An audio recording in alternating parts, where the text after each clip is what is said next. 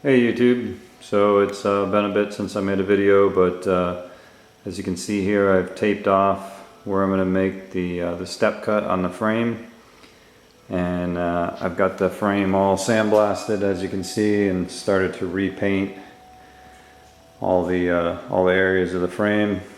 So a couple other things I'm going to need to fix. I think the tube from the 1500 frame is the same as the 2500, luckily, so I'm gonna have to section out the tube from the frame here to replace that. But by and large, most of the frame cleaned up pretty good.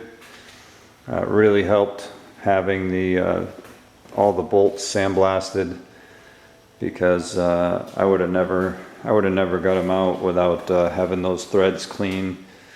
I am going to order new cab mounts. I've already done that, just because some of them, as you can see, they're expanded up a little bit. It's kind of hard to tell from the picture here, but right here they've expanded or swollen up due to rust, and although the sandblasting cleaned them up, they're still not right.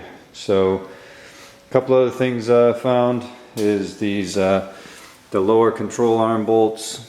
They seized inside the bushing for the lower control arm, so I ended up having to take and cut through the bolts just to get those off, which is okay, because at some point, as you can see, I haven't painted those brackets, because I'm going to end up having to take those brackets off, and I'm going to use the Synergy long arm kit, which eventually is going to relocate the link back to the rear mount point to back here somewhere.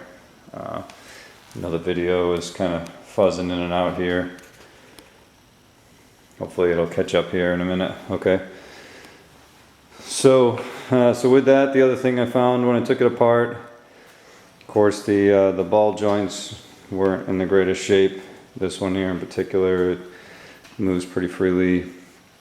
And then also on the driver's side, I ended up with a broken spring, which was the last coil there where it sits at the bottom was broken. So I ended up having to try to figure out what the right springs were. It looks like at some point somebody put a 2.5 inch leveling kit in this, because the springs are 20.5 inches tall and most stock springs are at about 18.